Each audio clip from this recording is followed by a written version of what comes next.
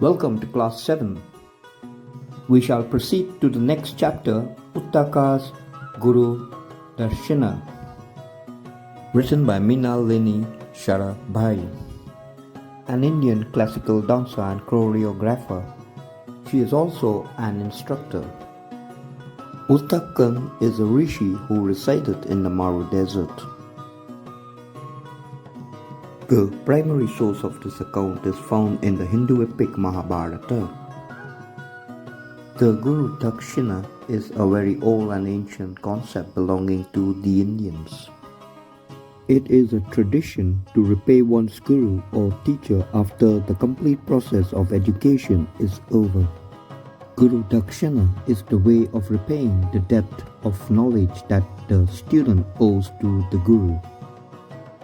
In the earliest version, Uttanka is described as the disciple of the sage Veda. In the second version, his guru is Gautama.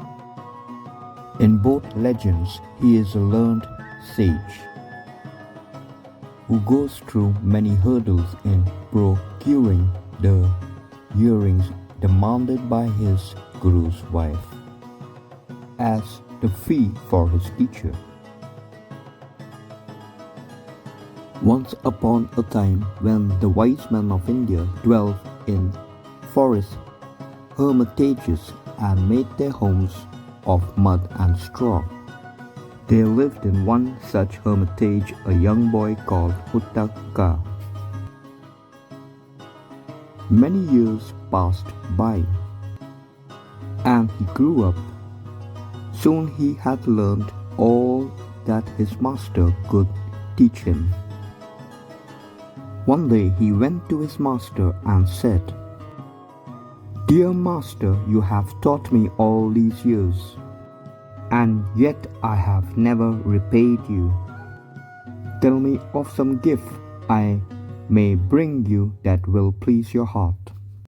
His teacher said, "Child, there is nothing that I desire. Go to your mother and ask her." So Uttanka went to his guru's wife and bowing low before her, asked her if there was anything she desired. "Yes," she replied. "I have long cherished a wish to wear the earrings worn by the queen. Go to her and get them for me. In 4 days a feast will be held. I want to wear them on that day." Uttanka, on hearing this, was filled with dismay. Nevertheless, he set out through the forest to the city, where he knew the king dwelt. He had not gone far when he saw a huge bull coming towards him. As it drew nearer, Uttanka saw seated upon the bull a man so large that he drew back in fear. But the man called out, "Uttanka, drink this." And he held out a cup full of some kind of liquid. Uttanka turned his head away, but the man said, "Drink, Uttanka. It will help you on your way." At last he came to the palace of the king. He boldly went inside and did not stop to look about the king till he saw the king himself seated upon the royal throne. So said Uttanka, bowing low, "I have come from the hermitage in the forest many miles from here. The mistress desires to wear the earrings of the queen on the feast day, and if I do not take them to her, I lose favor in my teacher's eyes." The king smiled kindly upon the boy. "You must ask the queen," he said. "Go to her chamber and ask her." Uttanka went to the queen's chamber, but he did not find her. He went back to the king and said, "Sir, I cannot find her." The king looked at Uttanka as he stood there. Dust of travel upon his clothes, and his hands and feet dirty and stained.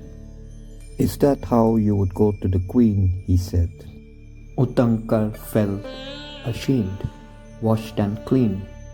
He again went in search of the queen and found her. The queen held out her hand and Uttanka saw the earrings sparkling in her palm. You are a good child, Uttanka, she said. I give you the earrings willingly.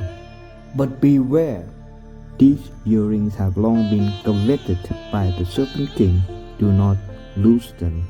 Uttanka thanked her and started for home. Dusk was falling and he was tired.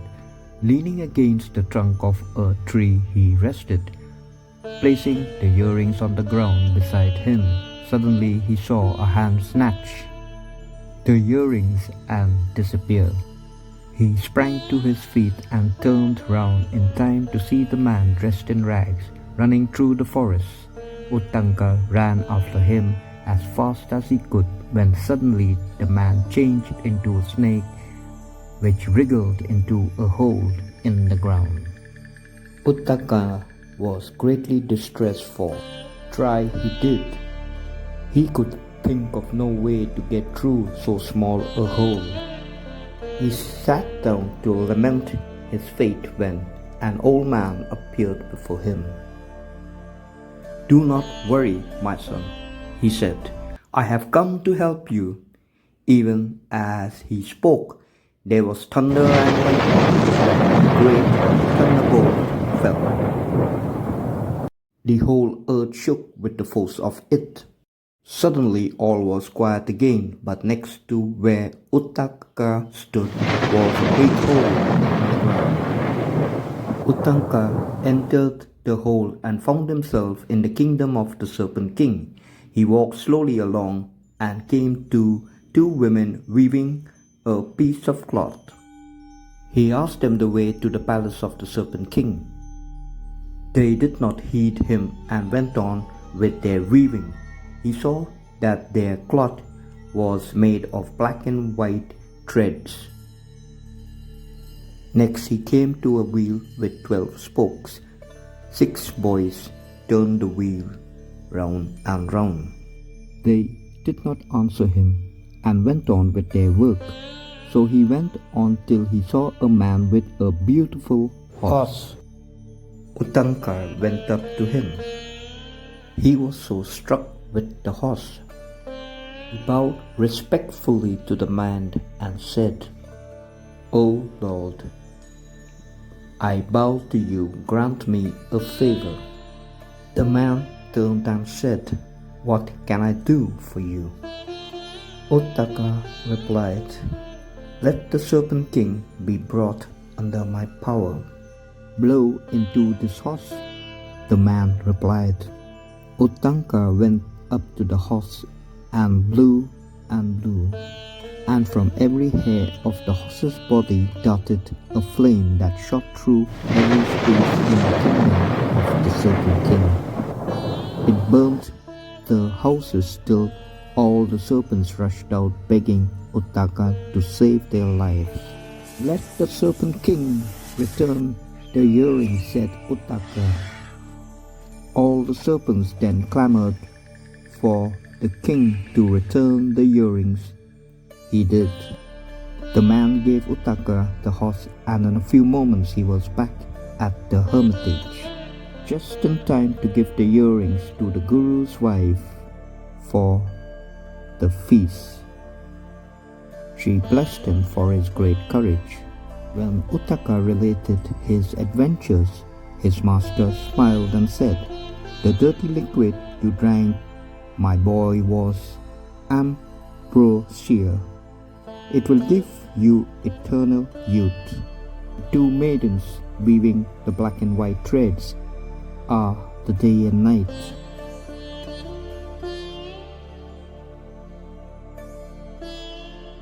The man was the god of rain, and the horse was the god of fire. You have been well looked after, my child, and deserve my blessings. Go into the world now, for great fortune awaits you. Thus Uttanka having fulfilled his duties, went into the world to seek his living. He was not as other men, for he knew that God protected him. He had nothing to fear.